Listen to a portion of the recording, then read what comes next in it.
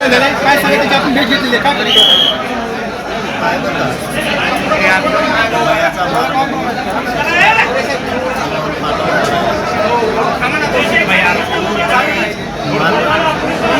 बोला माईक खाली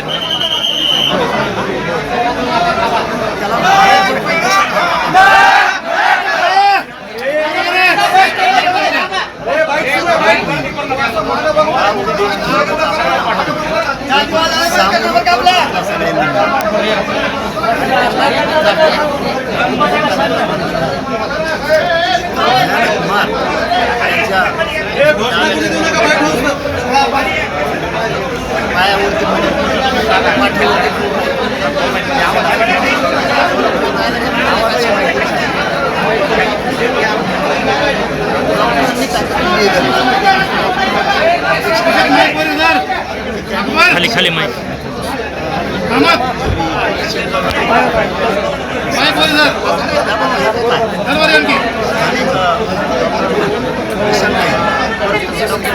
होते व्हिडिओ खाली घ्या ना जरा थोडं चौकशीच्या फेऱ्यात आपण एखाद्याच्या लेकराला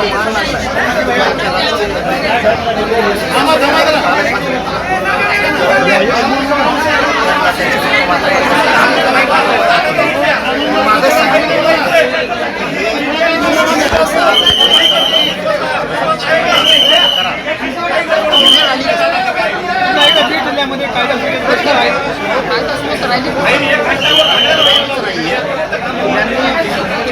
तर वाचवले नसते या घटना त्यांना असं कळून चुकलं जरी खून केला तरी आम्ही बाकीचे मदत करणारे त्यांना आम्ही सहर्ग होत नाहीत आमचं काय होत नाही जिल्ह्यात असा त्यांचा गैरसमज झाला म्हणून या घटना व्हायला आणि या घटना जर थांबवायच्या असते तिथून माझं सरकार पक्षाच्या प्रतिनिधींनी सरकारने विशेष करून मुख्यमंत्री फडणवीस सांगितलं हे आरोग्य वाचवायला नको होते संतोष घ्यायच्यामध्ये आता किमान त्याच्यातल्या तरी वाचू नका तेव्हा सगळ्यांना मोका लावा यांच्यावरती यांनी म्हणजे गुन्हाच करायचा यांचा उद्देशच होता साथ पण लागली पण मोका लागणं गरजेचं आणि एक विशेष सांगतो महत्त्वाचं अल्पवयीन येतं नामकी येतं तमकी येतं असं म्हणून कुठलाही सुद्धा कामा नाही हे विशेष करून पुढच्या पालकमंत्र्याला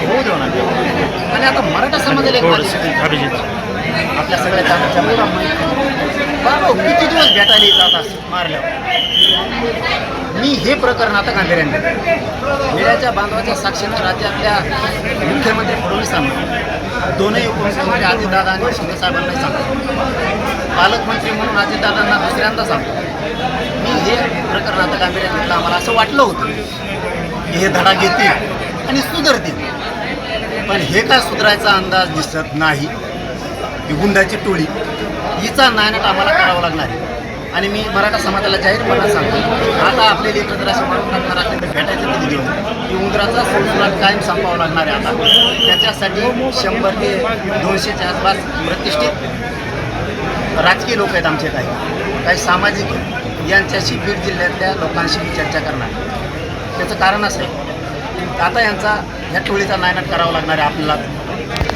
त्यांनी यांना आता यांच्यावरती प्रहार करणं गरजेचं आहे सरकार काय यांना संपवित नाही अजिबात संपवित नाही त्यामुळं आता हे आम्हाला संपवावं लागणार आहे आणि ते मात्र मी आता मनावर घेतलेलं आहे म्हणून मराठा समाजाच्या प्रमुख जे 200-250च्या आसपास प्रमुख बीड जिल्ह्यात त्यांची चर्चा करणार आहे याच्यासाठी करणार आहे त्यांनी उद्या म्हणून आहे इतकं भयानक दृश्य आम्हाला बघावं लागतं दादा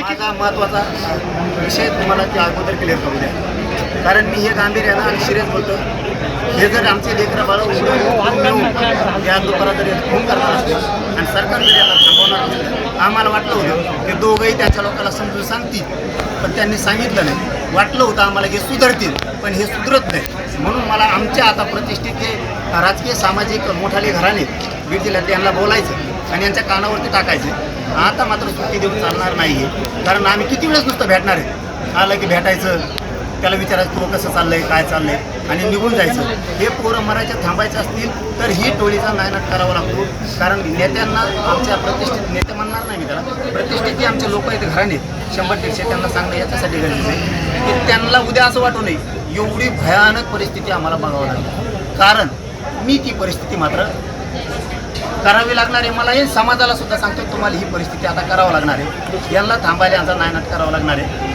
आपल्याला जे उचलायची वेळ आहे ती उचलावं लागणार आहे. त्याच्याशिवाय पर्याय नाही.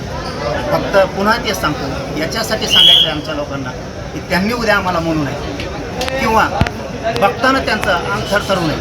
मी हे जबाबदारी स्टेटमेंट करतो आणि मी ज्यावेळेस बोलतो ना त्यावेळेस करतो. मी सोडत नाही, फक्त त्यांच्या कानावर मात्र एकदा टाकतो. कारण इतकी विदारक परिस्थिती झाली, इतकं भयावह वातावरण झालं, बघावं सुद्धा वाटत नाही असे शब्द त्यांच्या राहणार. फायदा सुधारली नाही. दादाने वक्तव्य केलं होतं की ज्या याची पार्श्वभूमी पाहिली जाईल आणि त्याच्या मोका लावण्यात त्यांच्यावर मोका लावण्यात असं जातं आता काय परिस्थिती बघायची, त्याची मेल्याला बघायचं होता का तिथं जे गुन्हेगार आहेत ना त्यांची पार्श्वभूमी त्यांची पार्श्वभूमी दिसत नाही का तुम्हाला अशीच मार काय. आम्ही सांगितलं पुन्हा दादाला सांगितलं, मुख्यमंत्री फडणवीसांना सांगितलं, शिंदे साहेबांना मी तुमच्या माध्यमातून सांगतो, आम्हाला वाटलं होतं हे सुधारते. आम्हाला जे पाऊल उचलायचं नव्हतं ती उचलायची वेळ आली. आमचा बी नावेला जे आता एकाच दिवसात त्यांचा सगळा काटा काढावा लागणार या टोळीचा पुरा राज्यभरात. दादा दादा दादा दादा दादा बीड जिल्ह्यामध्ये दादा दादा मी काय सांगतो, बंधन निषेध नोंदलेली नुसतं फेसबुक व्हॉट्सअपला आम्ही तुमच्या मागेत म्हणून होतो.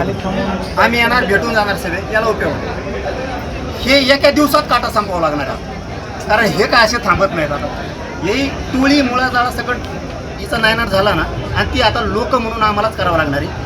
दादा सुधारायची संधी दिली पण हे सुधारले नाही. एकीकडे वाटतं आमच्यातले ताकद आहे, आमच्यातले माझे.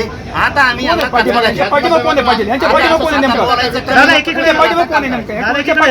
सांगितलं तुम्हाला, आता बोलायचं कमी, असं वाटतं का आता करायचं जास्त. दादा असं वाटतं का की पालकमंत्र्यांचं वचक म्हणजे पकड कमी कमजोर झाली असं वाटतं का जिल्ह्यावर? आणि पकड होती का?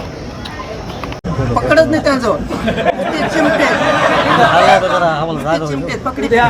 दौरा आहे. पकड जर असती तर पहिले आरोपी संतोष भाईच्या प्रकरणातले सुटलेच नसते. 6 आरोपी कसं काय झाले? ते जर झाले असते तर हे लोकांना, आमच्या समाजाच्या लोकांना बघावं लागलं नसतं. म्हणून आम्हाला असं वाटलं होतं हे सुधारते. कारण आम्ही सांगितलं होतं याच्यानंतर तुमच्या टोळीला कृत्य करायचं थांबायचं दोघांनी पण सांगा. मला वाटतं बहुतेक सांगितलं नाही, त्यांनी मोकाट सोडले असा अंदाज दिसतोय. आता मोकाटाचा बंदोबस्त कसा करायचा ना, मराठ्यांच्या अवलादीला माहिती. फक्त आम्ही एकदा सांगतो त्यांना, आता आमच्या लोकांना, कारण त्यांनी आम्हाला उद्या म्हणून नाही काय विदारक आणि भयानक परिस्थिती झाली, डोळ्यानं बघू सुद्धा नाही. कारण तितकं वाईट आम्ही करू शकतो. आमच्या पोरं म्हणा दादांचा दौरा आहे, आपण त्यांना भेटणार का? आपण त्यांना भेटायचं का राष्ट्रपती या संदर्भामध्ये काय करायचं? त्यांना भेटून त्यांना फक्त लोकांचे अरे त्यांना निवडून येऊस टाइम लागतो, तुम्हाला माहित नाही राव. त्यांना फक्त मराठी निवडून येऊस लागतं. एकदा अंगावर गोलावर पडला की कोपराने लोटली ही त्यांची सिस्टम. आम्ही जे घडलं त्या दिवशी त्यांच्या लोकांना फोन केला होता, पण त्यांना वेळ नाही आहे गोरगरीब मराठ्यांचं काम करायचं. त्याच्यामुळं ते जर तितके फुंशी येतं, ते जर तितके स्वाभिमानी, तर आम्ही तेच मराठी येतो, आम्ही बी स्वाभिमानी. पुढचं पाऊल सरळ सांगितलं, भेटायचं मला वाटतं आता बंद केलेलं बरं राहील. लोक हे मारीत राहतील आणि आम्ही नुसतं भेटत राहायचं, त्याच्यापेक्षा नायनाट केलेला बरा. 100-200 आमचे मोठाले घराणे त्यांच्या कानावर एकदा टाकावं. कारण उद्या त्यांनी म्हणूनही तुम्ही इतकं बेकार पाऊल उचललं. कारण हे चिमूट भरायचं आम्हाला माहिती आहे. राज्यात एकाच दिवसात काटा वाजत होता आम्ही यांना थांबायचं सोत्रायला संधी दिली, हे सुधारले नाहीत. ह्या पावलाशिवाय पर्याय नाही. त्यांच्या दोन्ही लोकांना मी सांगितलं होतं की दोघंही तुमच्या लोकांना समजून सांगा, असे कृत्य करू नका. पण बहुतेक त्यांनी मोकाट सोडले. याचा अर्थ संपून घ्यायचं दिसतंय. आम्ही पण काही जण संपवायला तयार आहेत, त्याला नाविलाज आमचा. हे टोकाचे शब्द मी कधी वापरत नाही, पण मला जाणीवपूर्वक वापरावं लागतं. कारण आमची लेकरं मरायला लागली ती बाप रडतोय आतमध्ये, डसा रडतोय का पोरांना उठता सुद्धा आहे ना. इतक्या क्रूर तुम्ही हत्या जर घडून आणणार असली तर तुमच्या ह्या सुळसुळाटाचा नायनाट आम्हाला करावं लागणार आहे. फक्त भीषण परिस्थिती आधीच होऊ नये. भयावह खूपच विदारक परिस्थिती झाली हो, डोळ्याने बघू सुद्धा नाही असं आमच्या काही लोकांना वाटू नये म्हणून त्यांच्या कानावर आम्हाला टाकणं एकदा गरजेचं आहे मला वाटतं. म्हणून बीड जिल्ह्यातल्या मला बीड जिल्ह्यातल्या आमच्या खामखाल्याला सांगून द्या. सांगायचं नव्हतं, पण ते उद्या त्याला काय असतं, त्यांना लेख आहे आपला असं वाटलं पाहिजे म्हणून त्यांच्या कानावर टाकणं गरजेचं आहे. हे थांबावं लागणार आहे. आता बहुतेक थांबत नाहीत. पुन्हा सांगतो, आम्हाला वाटलं होतं संतोष भाईच्या नंतर हे सुधारतील, पण हे सुधारले नाही.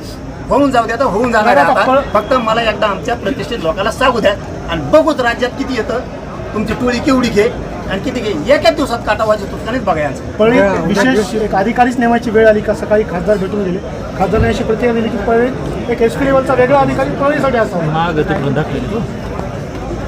खालचे सगळे बदलणंच गरजेचं. एक बदले दोन बदले एसपी साहेब खाली बाईट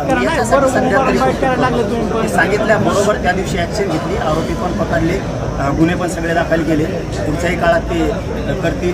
कलेक्टर साहेबांनाही मी बोलणार आहे, आता एसपी साहेबांनाही पुन्हा बोलणार आहे की त्यात गेलेच पाहिजे. त्या दिवसाचं चांगलं काम केलं त्यांनी, ताबडतोब आरोपी पकडले, त्यांना फरार व्हायला जागा मिळाली. पण चुकीद आहे, संतोष भाईच्या प्रकरणात जर ते 50-60 जण आरोपी केले असते तर हे मागं गाड्या करायला राहिले नसते. आणि आता हे सरकार मला वाटतं थांबवत नाही आणि त्यांचे 2 लोक आहेत ते सुद्धा बहुतेक त्यांना समजून सांगत नाही. एबीपी माझा, उघडा डोळे बघा नीट.